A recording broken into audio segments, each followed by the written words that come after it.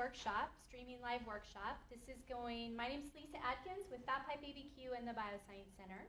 These are our friends from First National Rio Grande. We have Heather and Mary. I'm going to let them introduce themselves, but they'll be our instructors for this 13-month series that we're kicking off today called Money Smart for Small Business.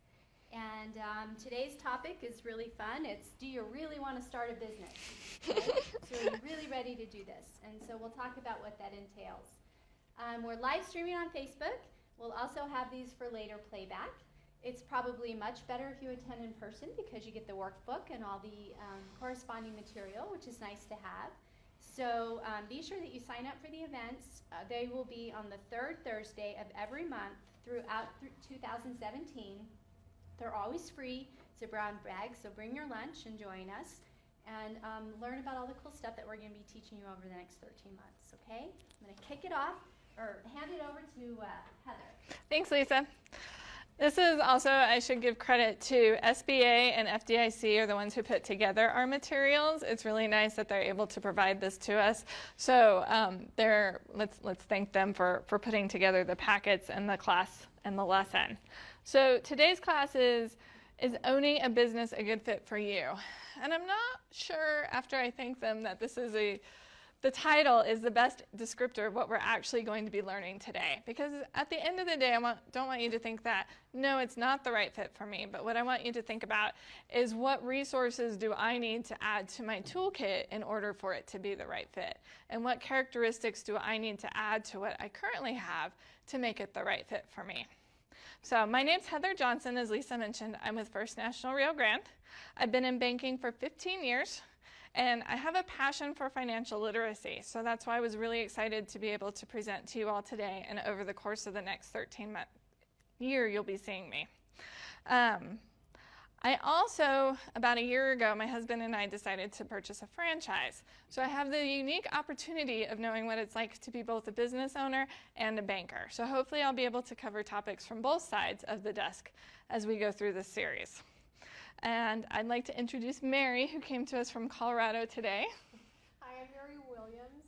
I am a community development banker. I have been in banking, well, let's just say 20 plus years, most of my career, and have worked with a lot of different segments of the market, but I really enjoy small business the most, just the passion, the entrepreneurship that is involved in small business. I do work for First National. I am based out of the Denver area, though. So I'd like you to go to the back of your workbook, the very, very back, the last page, and just go ahead and rip that off because I'm going to ask you to turn this part into me a little bit later. One side is a pre and a post test. So you'll be able to look at sort of how your thoughts are at the beginning of the class and then what you learned during the class. And then the other side is an evaluation so that I can improve my skills, and also FDIC wants to know how the class went and how their materials were for the class. So if you could take a moment to do the before test or assessment, if you don't like the word test.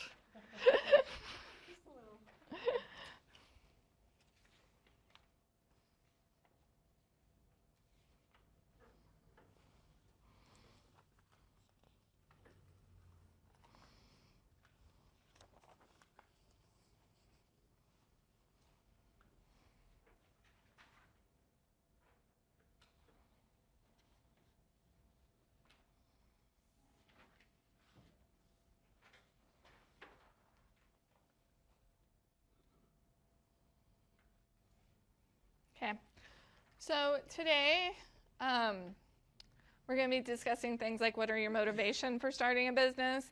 We're going to briefly talk about a few business ownership terms. That's going to be really quick because we're going to cover that in depth in a whole other class. We're going to talk about some of the myths and realities that you might have or think you have about owning a business, the characteristics you need to start a business, and then you will hopefully come away with an action plan today so that you can have next steps to take you to where you want to be. And then we'll do the post-test and evaluation.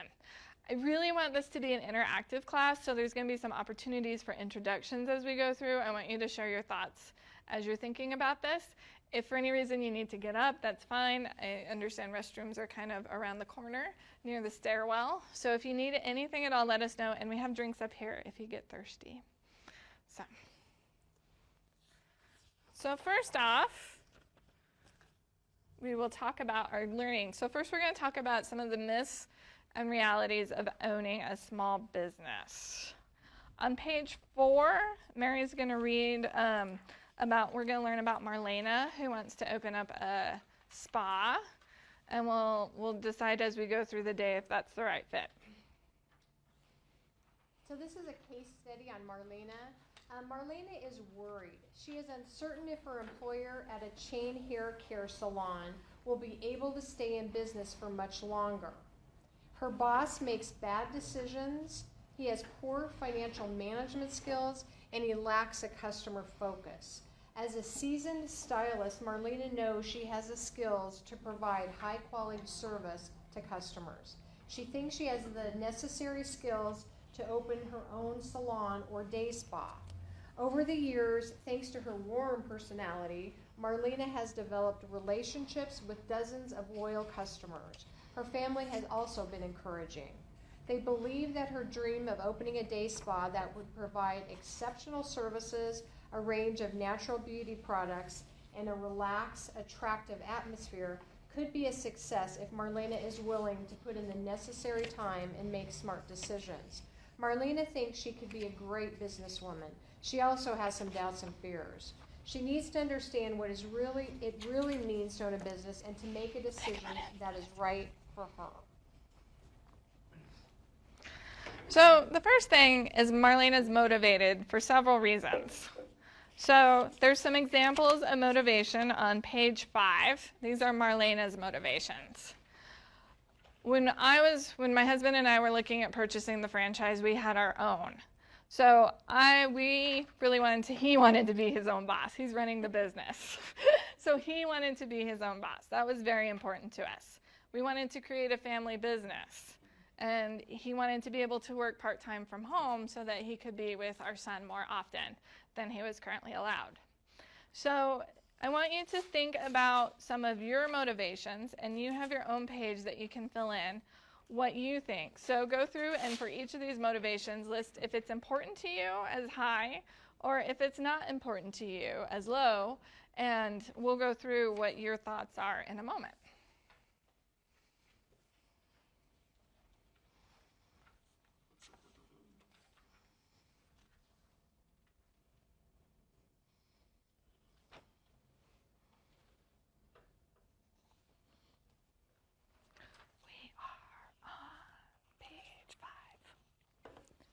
So go through these and see if your motivations match.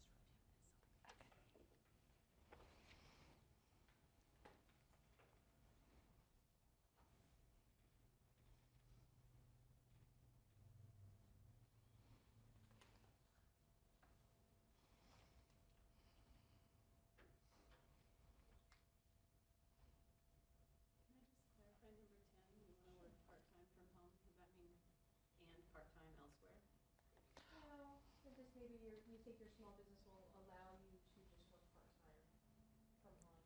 The flexibility. Flexibility, or maybe not the corporate 40-plus hours or whatever.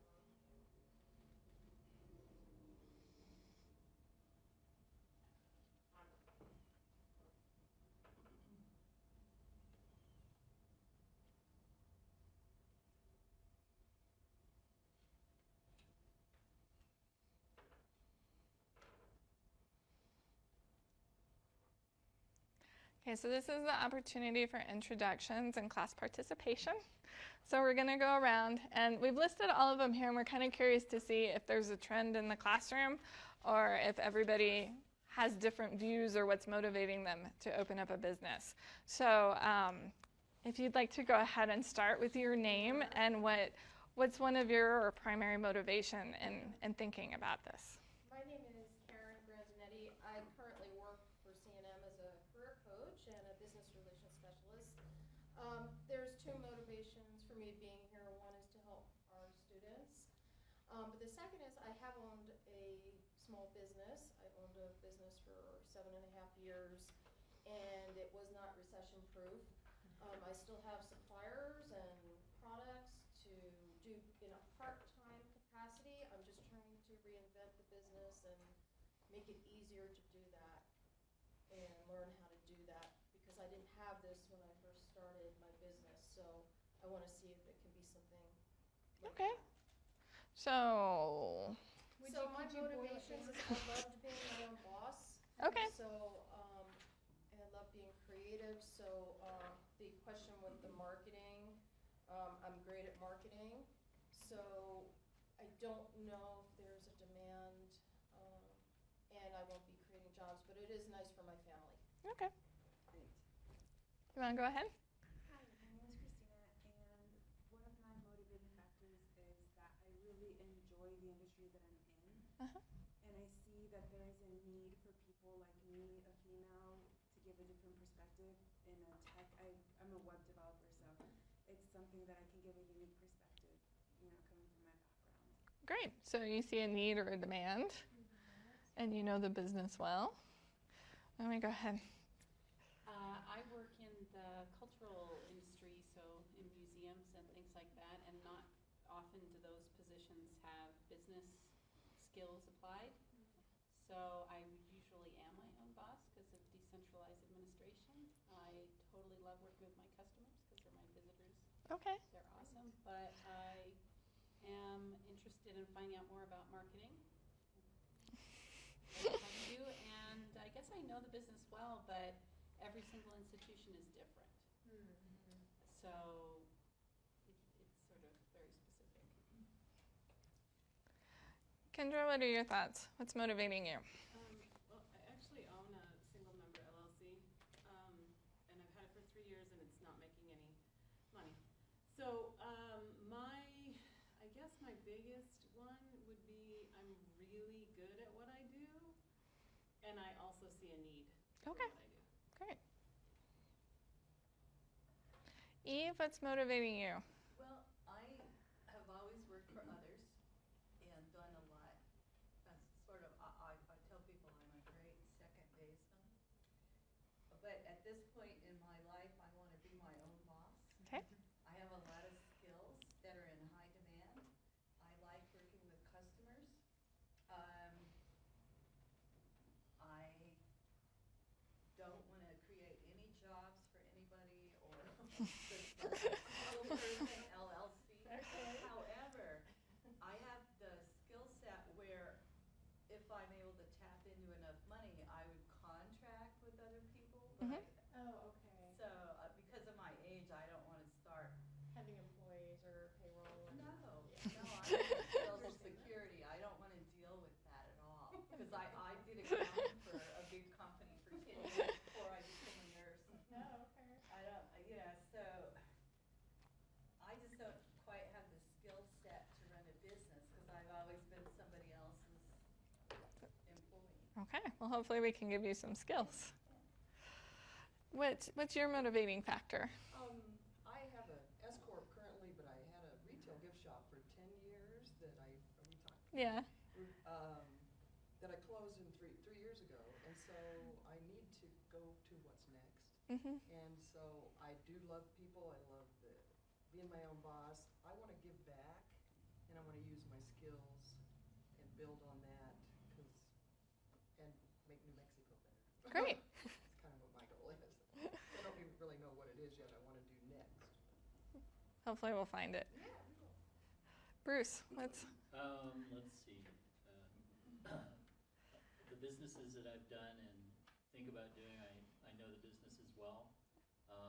I've run many businesses and worked for a lot of people and veteran of 10 startups through successful exits. So all in the technology area. So I think number 3 would be a check mark. And then I do want to create jobs in the neighborhood, so, though apparently I'm the only one, so. No, But, That's and petty. that's about it. And I don't need to be my own boss. In fact, I prefer to stand people up in front of me, and be more behind the scenes. Okay. Okay. Jamie, what brings? What brings me here? I have a business. I've had it for a while. I do want to change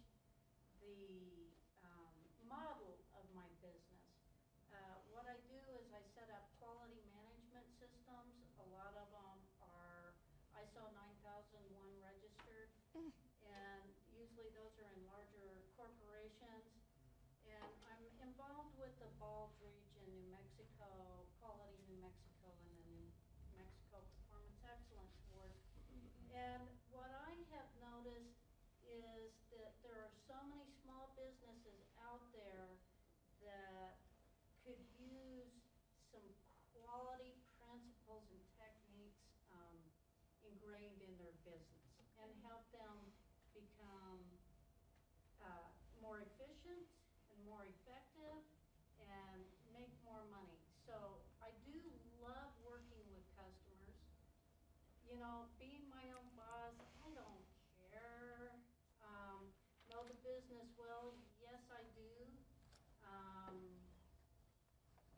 I see a demand, yes I do. Create jobs. I do work with other small businesses that are, you know, specific with their own niche, and so I do use other people. I don't have a good marketing sense. Create a family business. No, I don't think anybody in my family is going to want to be part of my business. Create jobs. I'd love to create jobs in the community for other businesses, though, you know, and I have my own way of working with people in the community. Great. Thank you. Thank you. And I'm sorry, what's your name? I'm Charita. I am a postdoctoral researcher in the University of New Mexico, and I'm a chemist by training, working in pathology department right now. So I, by myself, I'm not too motivated to have my own business, but my husband, who just stepped out from maybe using the restroom, he is interested in owning a business.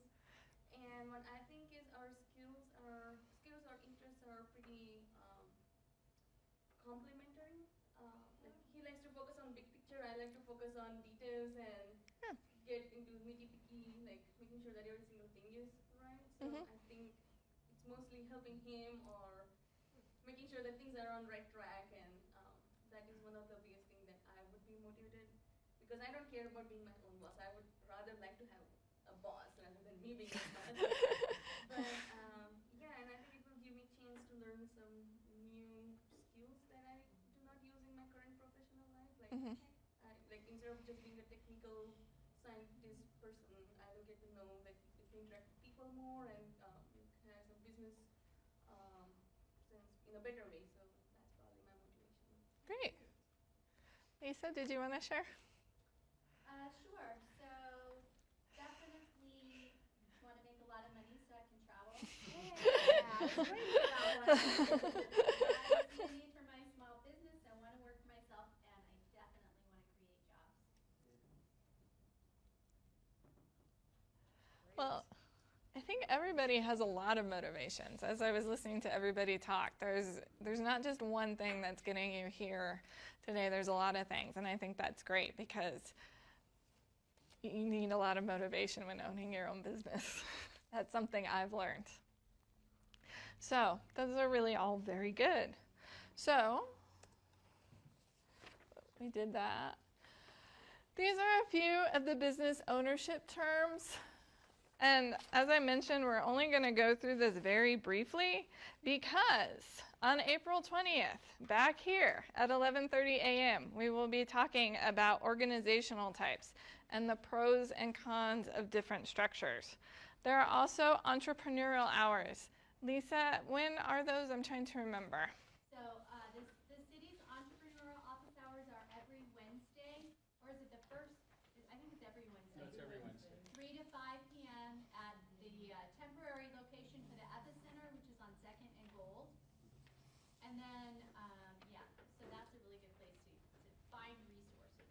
So, and we'll be talking about more resources as we go through, but that's one place where you can talk to a lawyer and discuss different business structures and which one might be right for you. So, that is our brief slide about ownership terms. It is a lot harder than that. Although I went through it briefly, it's primarily because we have a whole class on it later on. So, there's a lot of myths and assumptions and realities about owning a business. So we're going to go through some of those today. It's pretty normal to have an assumption going into it. Some people assume bankers aren't very nice, so they don't come to us. I hope today we can overcome that myth that bankers are nice, and to please go talk to your banker if you have questions. So we're going to go through and take a few moments to figure out what some assumptions are that are pretty normal for business owners to have. So on page 7, and I want you to go through this pretty quickly just because I want a gut response. This isn't to be overanalyzed as to what you think is true or false. So just give a quick true or false to all of these assumptions that starting a business can be a huge personal sacrifice for your family. There's a lot of emotional ups and downs. You have to get it right every time.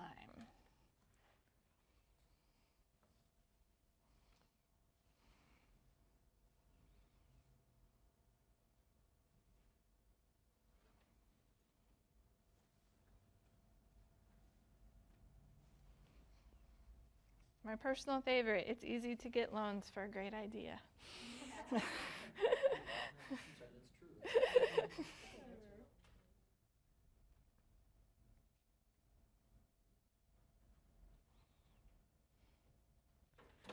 Okay, has everybody kind of given a gut response? Okay, so more audience participation.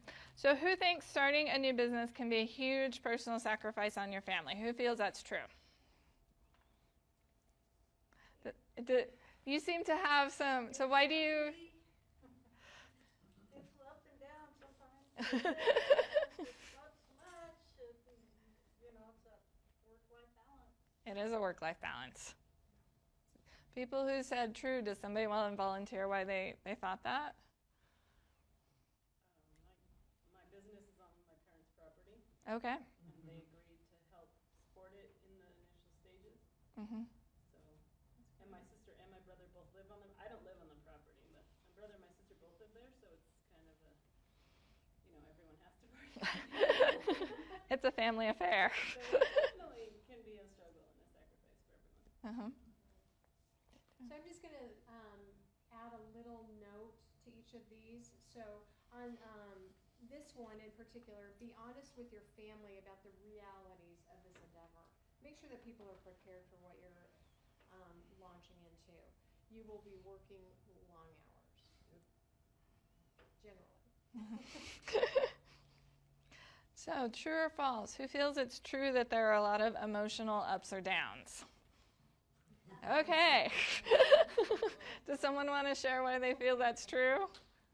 Eve. Well, in experience of creating programs for others, there's a lot of ups and downs as the parts that you think are going to work well don't. Or they have to be adjusted constantly in order to get them to be functional. Mm-hmm. And so, yeah, that causes a lot of angst. Even though you think you know what you're doing, every situation is different. Mm-hmm. Is that not true? No? I think that's a pretty good assessment. Did you want to add anything? This one says business ownership is unpredictable. One day you sign a big client, and the next day your equipment can break or someone quits. I think that's a fair assessment. That can all happen in one day, and that it can be up and down over the course of hours. You have to get it right every time. They may feel this was true. How about false? Most people feel that's false. Successful business people make a lot of mistakes before they get it right. And new situations come up all the time that you can't predict. The best you can do is to reduce or mitigate risks. Keep growing and selling your business and be prepared. You do not need a big cash reserve to be successful. Don't need a big what? A cash reserve. Oh, okay. Just because you're having to work against the fan. Okay, I'll try and speak up a little bit more. Okay. Does anybody have any thoughts about a cash reserve or needing funds to get started? I'm really not clear on how much funds that I need. I mean, I have this vision of Okay. And I don't know how to get there. That, No, it does. Well, we know that companies collapsed during the recession because they didn't have cash reserves, and I think that's how Southwest survived, because they actually had cash. Mm-hmm. Southwest Airlines? Mm-hmm. Oh, was it? They survived because they actually had a reserve. There's a lot of companies collapsed because they were constantly buying, they were getting a daily loan to pay the daily. Right. So, and they were very successful companies. Right. Yeah, we bankers know a lot of those things. Yes? I think it depends what you do. I don't know if you have to have a big cash reserve, but you have to manage your money correctly. Mm-hmm. And I need to learn more about that. My business was not recession-proof, and I made some financial mistakes that I'm trying to rectify. I'm halfway there, but that's why I'm reinventing things too, so that I don't make those mistakes. And Again. we certainly have some of the modules coming that go much more in depth. The financial, Yes. there's a cash flow class, a financial management class. And you're right, everybody, it would be different. It depends on what you do. If you have employees or not, have to meet payroll. You know, if you have an extra location that you've got to pay rent. I mean, it certainly depends on your business. And another thing I see too, just is a cash reserve for yourself personally while your business gets up and going. You might think you have enough money to support the business, but how are you going to support yourself while the business gets going? So not just a cash reserve for the business, but also your personal mortgage and rent or whatever you have that you need to pay. Very good point. It just really depends on startup costs, how quickly you can generate revenue through sales or whatever. It is a good idea to have at least 6 months of cash reserves on hand after you open the doors. But you also need access to capital, because once you start growing, your cash needs will increase. After about a year, you can relax, take a cruise, enjoy your profits. I see lots of people laughing. I'm guessing this one's false. Have you ever thought that somebody was like cutting your hair from their house or whatever, and then all of a sudden they did just that? Mm-hmm. And what happens is you find somebody else to do your hair, if it's a service. Right. Because they're off in wherever, right? Right. Yeah. Their sailboat. Busy. The comment on that is business owners rarely get to relax because they constantly have to grow and keep up with their business. They will need to pay off debt and reinvest profits into the business. But as you stated, you always need to keep up and look around you and see what's happening in the marketplace, whether competition or new products come on. There's just a lot going on, and it's just you got to be aware of everything that's going on around you. It's easy to get a loan for a great idea. No? Well, speak to that, because you guys are in the lending industry, because I have no idea. Well, and we will, and there's some great resources to go to besides banks that also do lending for startups. And also the important thing is to start talking to a bank early before you need money. Start developing those relationships, open up a checking account before, and talk about what your needs might be, and the bankers can direct you to good places that can help you find the money. And on page 19, there are some resources for funds, and we're going to talk a little bit more about that later.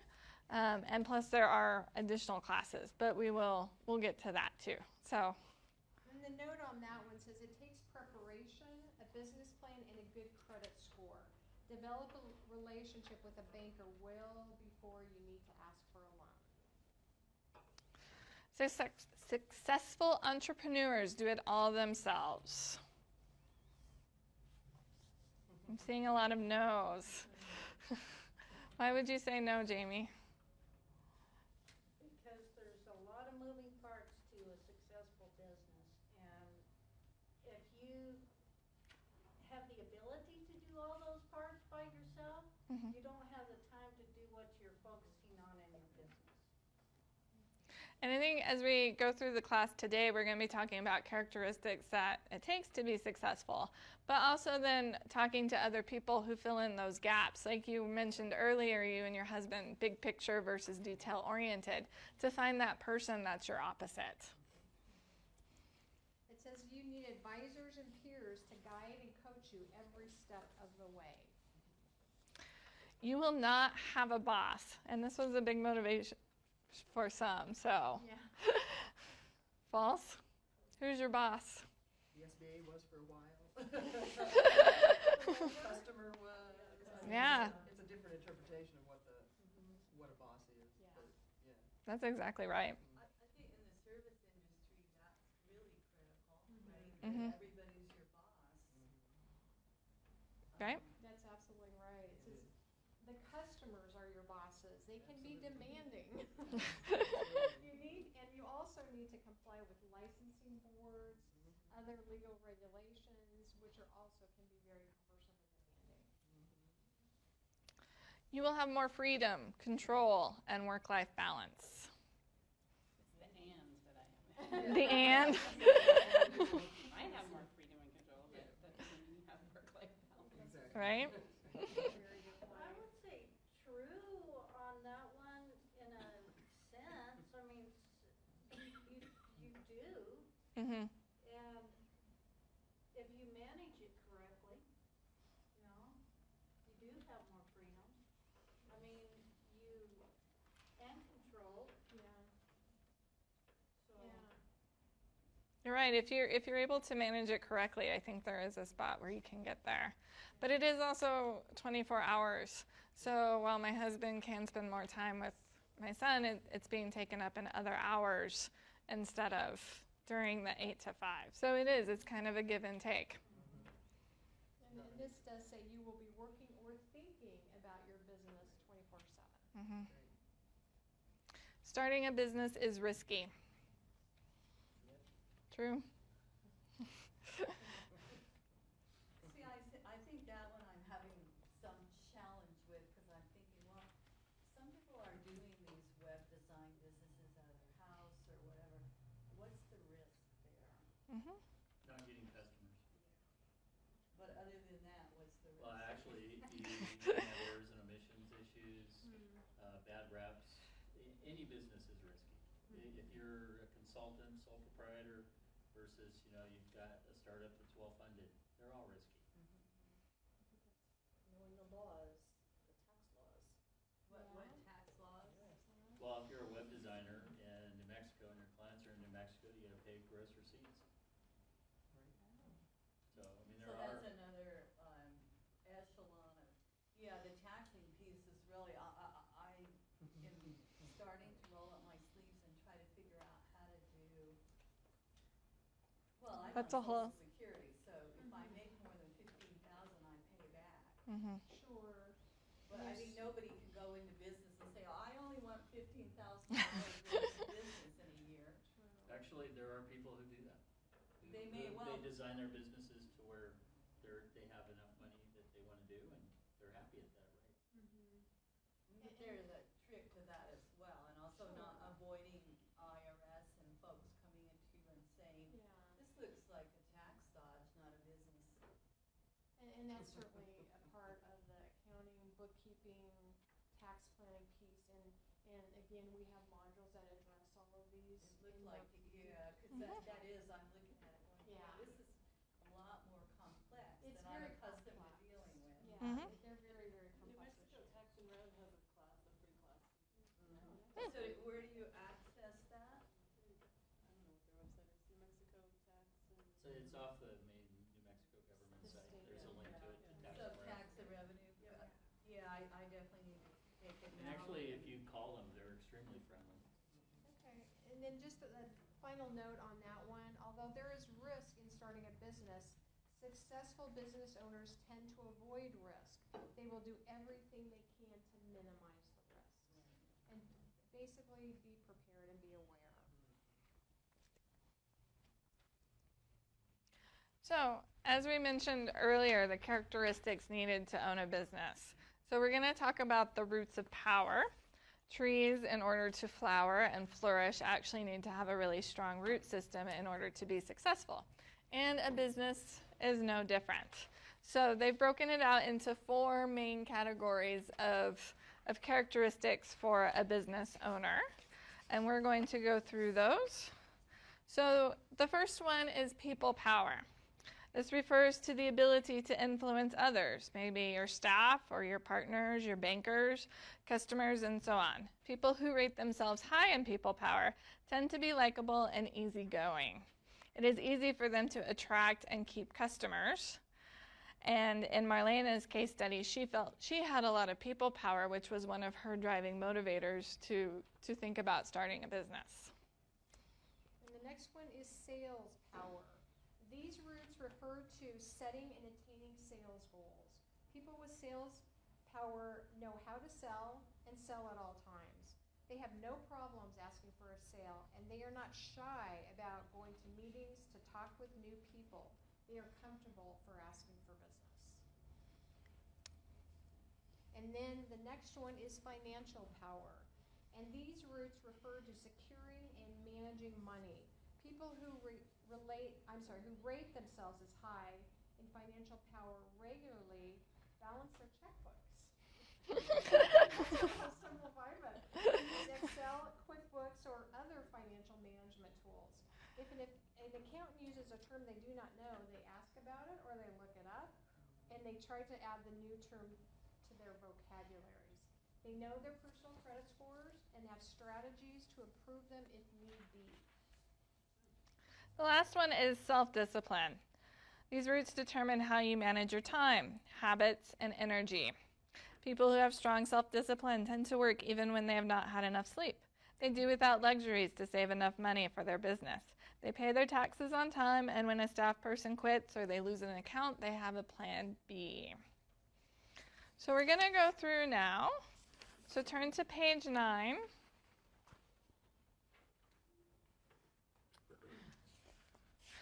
And Marlena took the self-assessment for people power, and you'll see there that she rated herself as high, medium, or low in different characteristics. And we're going to have you go through and do the same thing, and we're actually going to give you a lot of time, but not enough time to complete it. This is part of your homework for this evening. You guys didn't know there was homework, did you? So I'd like you to try and cover, we're going to give you about 10 minutes to go through and do this. And try and cover at least a few from each of the 4 roots so that you kind of have some idea about what the different assessments are in each root and have some ideas. So if you'll go ahead and take some time and get started with the people power and then just kind of work your way through all 4 sections. And then make sure that you put notes or comments, kind of to justify your assessment, just so you kind of know where you were coming from when you rated yourself that way.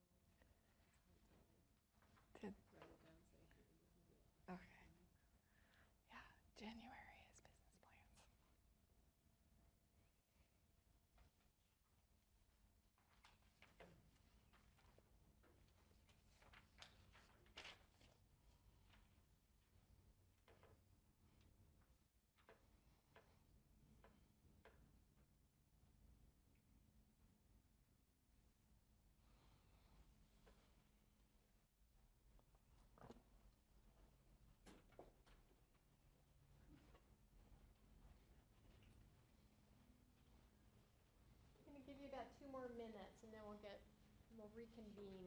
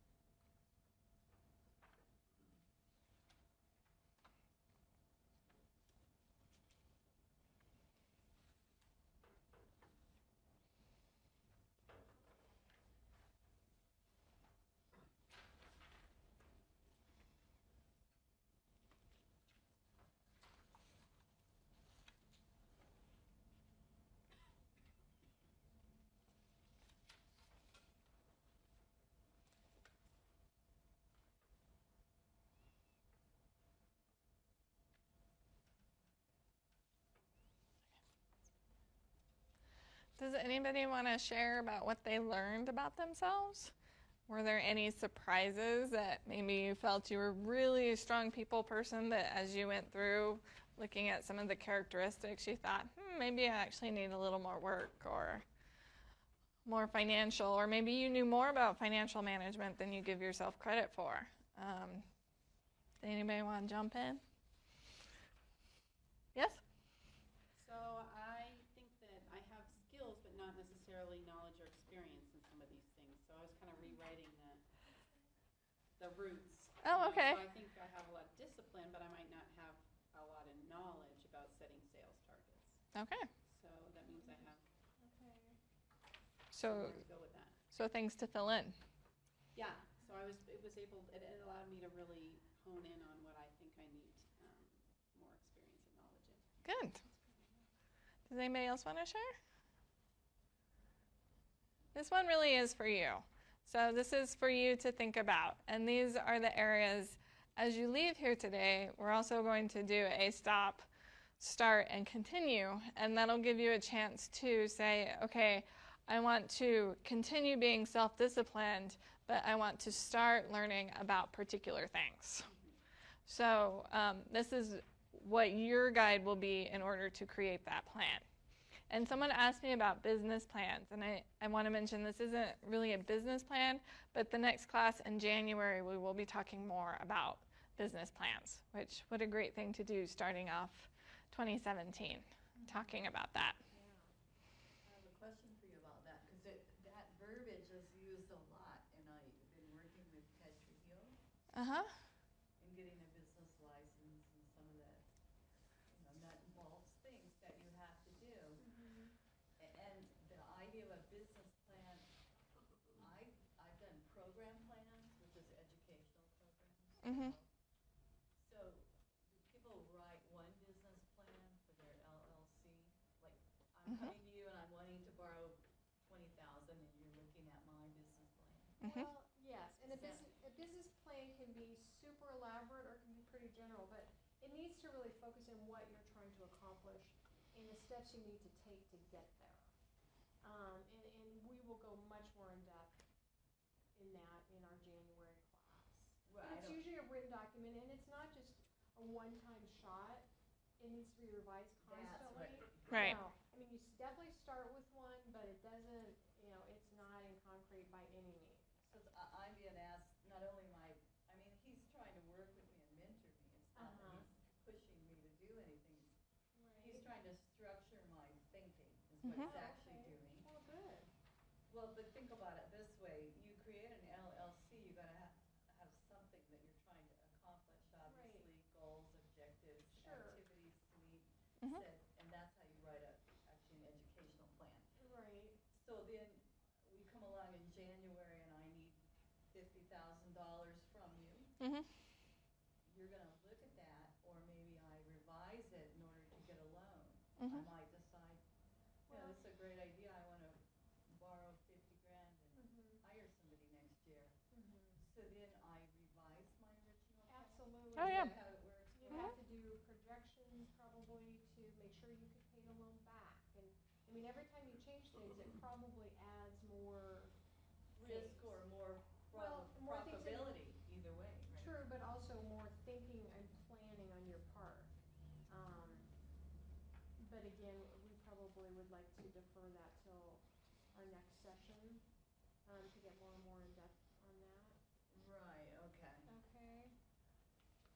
But if we have time at the end, we can Oh, go anywhere. No, I guess what I'm trying to think about is, as you say, you start a new business and you realize you need to do something different than what you first thought. Mhm. Then you rewrite it and go back to get money. Oh, It's yeah. a living document. Okay, that's It's where I'm absolutely going. living Thank document. you. It'll always be changing. That makes sense now, right? So living, like, Yeah. if you're working with a very successful business, same thing? 'Cause Mhm. might be absolutely. asked to loan a couple of $1 million to somebody. Sure. Oh, yeah. But yeah, competition can change your plan. Technology, the economy, the general macroeconomics can change your plan. A terrorist attack, things change. Right, And right, you okay. have to be aware of that Okay. and revise because of that. I would like to make one comment here is a good banker, when they turn you down, will tell you what deficits are in your plan. Mhm. It's a good banker. Absolutely. Will tell you what's wrong. And try to possibly send you to another resource. Yes. Yeah. I think Certainly try to do that. education for me as a banker is very important. If somebody comes to me and I'm unable to do a loan, I feel it's very important to me to stress what was really good about the deal and what they could be working on, so the next time they come back to me, it could be a different response. And those are things that we can work on and talk about in looking at business plans and things of that nature. So you're right. It is a professional to ask for help. So I think sometimes one of the myths people have about having a business is they have to know it all themselves. They don't need to go to somebody else for advice. And I think, as most people in here are nodding at me, that they really don't agree with that statement at all, that you need to go out. So ask for advice and feedback. Ask your family and friends.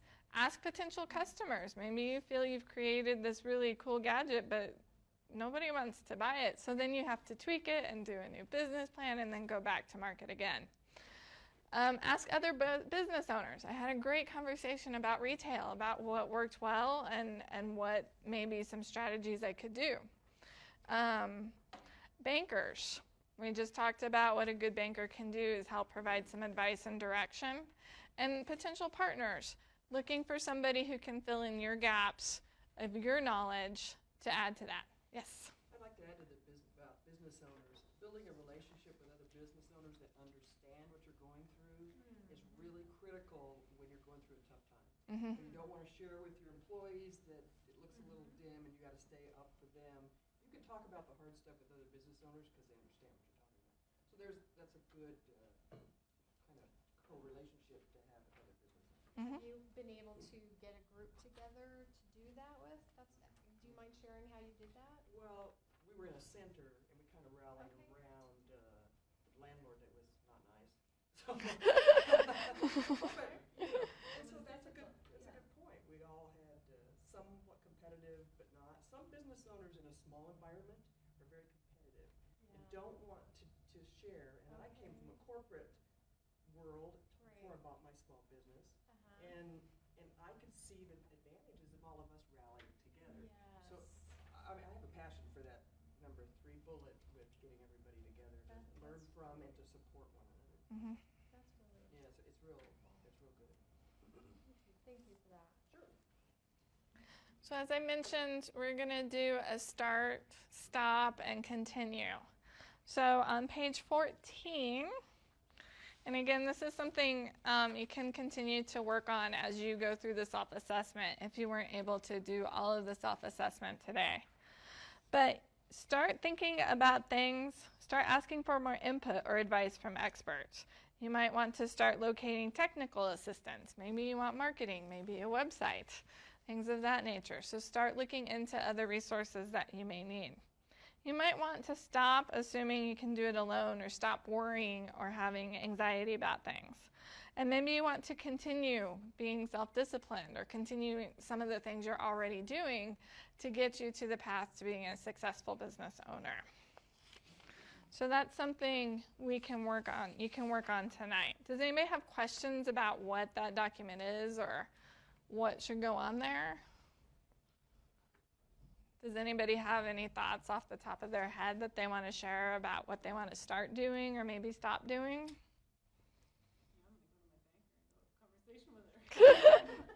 You want to start having a relationship with your bank.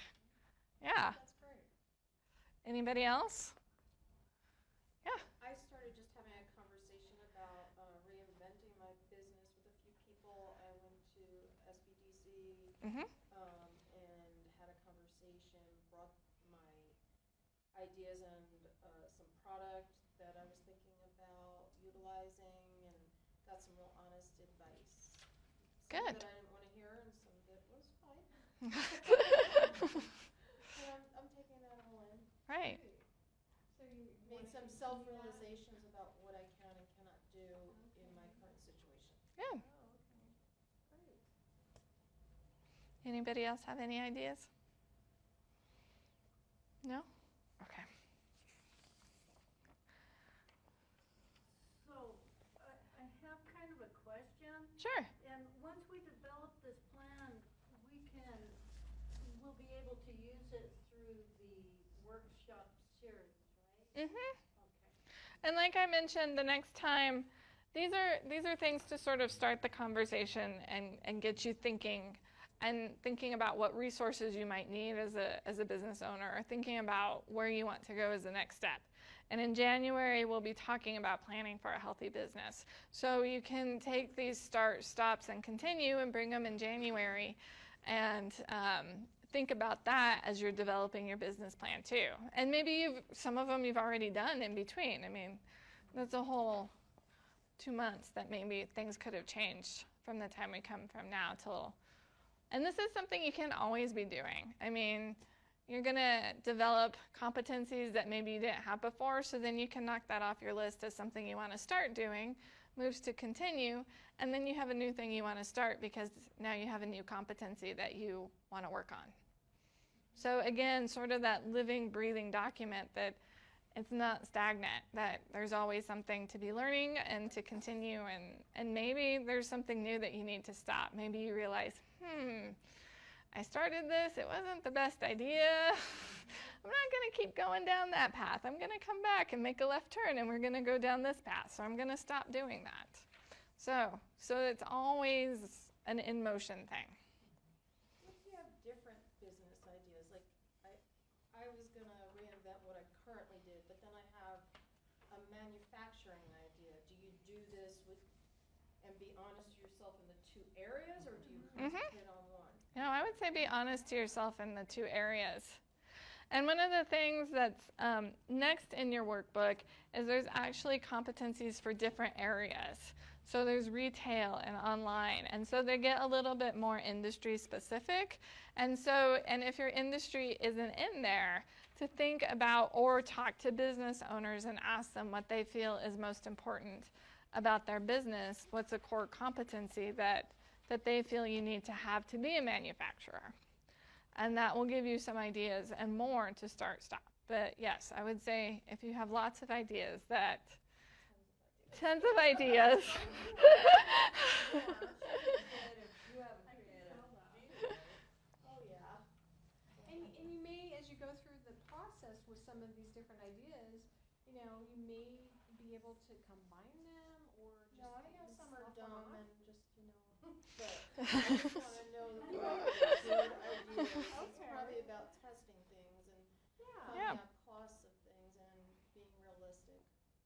And maybe as you go through, you realize, hey, I have a whole lot of competencies in retail, but I'm thinking about manufacturing. Maybe I should change my strategy.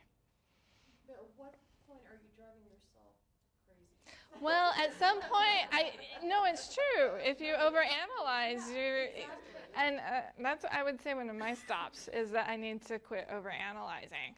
And so there is a point where you sort of have to jump off and just do it. And I think that's different for every person. Well, and I'm just thinking of right now we have all these businesses I see advertised where people are drinking wine and painting. Okay, you've seen them, right? I know what you mean. And some of them are franchises now. Okay. Well, what an interesting idea to I've been be through it. thinking, I don't drink wine, but on the other hand, I always would like to be artistic. Yeah. Right? It's not something I do. Mm-hmm. So when people talk about creative businesses, well, now there's 2 or 3 of those franchises going about. Think about it. Yeah. Sip and paint or whatever. What an interesting idea, and somebody had to think it up and create it. Right. And it's a service. Would that be a service industry? I guess It's almost entertainment. I mean, if you went to if you had me approach you to give me a loan for doing a painting and wine business, would that be? Well, you'd have to do a lot of research. Demographics, where you would put it, what age group are you targeting? I mean, it's just so much research that you would have to really think about and present that. Right, and then they're doing it in restaurants, like there's one, and for some way they're paying, because I'm seeing these on Facebook because it reads my location, it knows where I am. I see. And they're doing it in a restaurant that's close to my house. I think, why is Facebook trying to shove this business in my face, basically? Well, it's just advertising. Right, it is. Well, they've figured out They're targeting something. they're It could be targeting something, location. and they had to have a loan in order to Right. pay. I mean, Facebook doesn't do that for free, I'm guessing. Well, they had to pay Or for it. Google or any of those. Yeah, yeah. So but that would be a service company, right? I would say it's entertainment. Retail, yeah. But Service you is put it more. in that little, yeah. It's something that you kind of need, haircuts, dry cleaning, you really need those. This would be kind of, certainly In the optional. And entertainment. Yeah. I mean, of course it is, and people love to be entertained. Mhm. I mean, you have to figure out, and there's no brick and mortar to those businesses. They're on different restaurants. Interesting. I don't know Think much about it. that. You haven't seen the ads? No. I haven't. It's coming your way. I guess. Especially if you like wine. I do. I don't think so. Bruce, as someone who's had multiple startups and different ideas, what guidance would you give to somebody who has lots of things that they want to do and maybe not sure which direction to pick, or how did you choose what idea to work on? Or Well, so I was in the same state of all kinds of ideas. And the first thing I try to do is try to go buy it. So I try to find out if somebody's already doing it, how they're doing it, what they're doing. And so I always do the competitive analysis first. Is there somebody, if I want to do a wine and painting thing, or maybe wine and drywall, so wine and painting girls or something like that. I would go and research what the local competition is, and then I'd see if the second step I always do is I see if I can make money. So how much, what are their, I try to figure out from the outside what their costs are, how they get their clients, what they can charge, things like that. And I've literally killed thousands of ideas that way. So I found somebody doing it better, or that I couldn't figure out how to make money. And the businesses that I tend to do are not so much spas or lifestyle businesses or sole proprietors. The stuff that I look at tends to be more along the lines of businesses where you're out after Fortune 500 companies or a bunch of big banks. So my rule of thumb on a lot of my stuff is if I can't figure out how the business is going to be making revenue of $4 million within 5 years, I don't do it. But that's very niche-y. mm-hmm. And so there are a lot of good businesses that don't fall into that thing. So if you look at a franchise business like you guys did, you're looking at the cost to get in. You want to see what you need a year. So if you need $15,000 a year, or if you need $40,000 a year, or if you need $60,000 a year, then can that idea do that? And like I said, I've killed thousands of ideas that way. And unfortunately, I've done that for other people too. Which Lisa will attest to. Well, because the question you have to ask yourself is, you don't do it in a mean way. But the question you ask yourself is, do you want to be honest with somebody? And so if your idea is interesting or marginal, but you think that they can't make money, what you do is you say, well, you need to figure this out to see if it does. And if it doesn't, then that person really should take their efforts onto something that they'll be successful at, instead of wasting their time with that. I had a friend who had an idea about building spices into the wood stick that you put into a skewer to barbecue. Not a bad idea. Not a bad idea. The question is, how do you do it? How do you market it? Who are you competing with? Right. It's a small. How expensive with it? Yeah. And there's somebody in the world that could be successful with that. This individual, no. So you really have to kind of look at what you can be successful at. So if I was doing a wine and painting business, I don't paint and I don't like wine. That's right? Yeah, I couldn't do So it. from a passion standpoint, it's not a business that I would even like doing. I'd be so good at that. There you go. I need a lot of wine. Well, now, That's the amazing part. I think Don't have to be good at there's one at like. sure. I could show up with canvases with numbers. Well, they look that way. Sure, I might be good at it, because I don't like wine, I'm not going to drink the That's product. a good point. Once right? you've done all that research, it doesn't mean that your business has to change, but your target market Yes. Absolutely. have to change. Like I initially said, my business is targeted to disabled kids and adults. Okay, and 3 years in, that's not happening, right? So now I've changed my focus to first responders, right? So it's a totally different market. So it's a totally different revenue stream. So it doesn't have to necessarily change your business idea, just who you're selling to. Well, I will say that almost every startup that we've done, we ended up having to pivot, and almost every product that we were successful with was not the one we started with, in almost every case. Okay, interesting. Well, Can that, you share would you mind sharing what you do? Or did I not say that? I'm sorry. I'm sorry. you didn't give us. I'm sorry. It's okay. I'm a therapeutic horseback riding instructor. Oh, wonderful. Nice. And I've seen a business like that in Boulder, Colorado. It is $1 million business up there. Because. We start with money, so. But You I. start with think- nothing, you gotta build it. Right, well, they might be grant funded. They might be grant funded and they may be $1 million business for a few years and then kapooey, right? Grants for stuff like that can disappear. It's a good. So where do we go from here? Oh, like I mentioned, there are additional self-assessments in the book. Construction, retail, online retail, professional services, restaurants, food-based, and personal services. So if those particular areas are something that you're thinking of going into, there are some additional questions for you to look at and assess how you feel you are in those areas. They're on pages 15 to 17. So, some things to remember. We all have strengths and weaknesses. The key is to recognize where you are strong and where you might need a little bit of help. And I hope today you have thought of some of those things and thought about some places you can get the help. Have a clear plan of action for where you want to go next. Ask lots of people for help, advice, ideas. And include a bank loan officer or a microlender on your list. So a microlender, so we'll go ahead on page 19 of your book. We have a whole bunch of resources. So somebody mentioned the Small Business Development Center. We have lots of those here in Albuquerque as a resource. SBA, of course, is a resource. Their website has lots of good information for businesses on it. And these are all free. There's also U.S. Financial Literacy and Education Commission, the FDIC, which has come up with a lot of financial literacy material as well.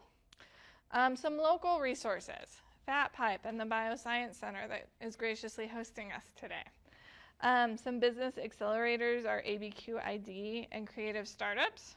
And then for funding, through venture capitalists, there's Verge Fund and New Mexico Angels. For banking, First National Rio Grande. And then some micro lenders. And what they do is they really do help more the startup community. And that's through Axion, West, or the Loan Fund. And they are also great resources too, and have different programs as well. So there's lots of things in Albuquerque that can help get you where you need to be. Yes? Is there going to be a separate class on funding and learning about investment? I believe there is. Financing. Actually had one at the C&M workforce thing about a month ago. It was a really good one. You know, I don't know, do you have any way to get feedback to them because they offer these things like that? Like you say, you missed it, and then I've signed up for things, and then I'll get an email, oh, we decided to put that off until January. Sometimes for me it's conflict. I probably see them, but you can't do everything all the time. It's hard. But there's a lot of different things like, you know, if you go on meetups and things like that, or, you know, you get involved with, I learn a lot from Lisa and journalists and FatPipe and 1 Million Cups. Yeah. Yeah, There's a lot of 1 million recommendations cups. from the New Mexico Tech Council, but most of the stuff I do is tech, and they have a lot of good things to, if you follow their Twitter feed and their Facebooks, same with CNN. CNN puts out some great classes that are free. Are they putting it out through Twitter? Yeah, they're mostly doing it through the social media channels, and so, you know, these days you gotta do that. Right, You I'm gotta just listen. finding they put that out there and then they'll cancel it and not tell you. I haven't seen too many of them canceled, so maybe, obviously we're not taking the same one. Well, yeah, maybe it's, I tried to talk to Ted Trujillo about it. It's like, I really don't want to spend my day on social media, especially now that we know all my friends on Facebook are winos. We laugh about it, but I mean, why am I getting those targeted ads? I have no idea what they are there. I'm just teasing you about it. But I think there's too much social media almost, and yet you don't get the stuff that you really need. See, I trust whatever Lisa puts out because she's consistently accurate. You know, Yay, Lisa! it's a lot of sources. But you know, you're here. I don't show up and I'm all by myself in the conference room, or like the one was in Espanola. They canceled, and I'm glad I didn't drive all the way to Espanola. Just because I wanted that series of information. Well, I do think the February 16th class will cover more about loans and different lenders and what to take to the bank when you want to get a loan. So we'll cover that. So come back February 16th, come back January for the business plan, and then come back in February to talk about financial management. So Great. we're going to just do a little quick wrap up, and then if there's any other questions. So really some of the key points for today are just be honest with yourself and your motivations. Don't be afraid to ask for help from a lot of people, and I can understand. I see that you're already doing that, plugging into different resources, and I think that's really great. Be open to learning all the time. You might have to take an online class or go to SBDC class just to fill in some gaps that you may have. You definitely have allies that can help you. You know, bankers can help, but I love your peer group can help. So be open to other people, and don't think that you can do this on your own. Nobody has all of the strengths and the weakness, or you know, the skill set to automatically succeed. You have to learn. It's a very lengthy process in order to really be able to launch a business successfully. So, and then just the roots of power. I think these are very important to focus on, and again, really see where you might be lacking. You might want to hire help. You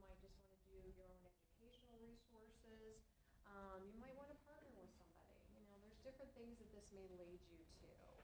But it's really important to spend the time. I know we didn't spend much time on these assessments today, but really do a deep dive into them and go back. You don't just do it one day. You might have a different attitude or insight the next day. So kind of continue looking at those just to see what you may need to strengthen up for yourself.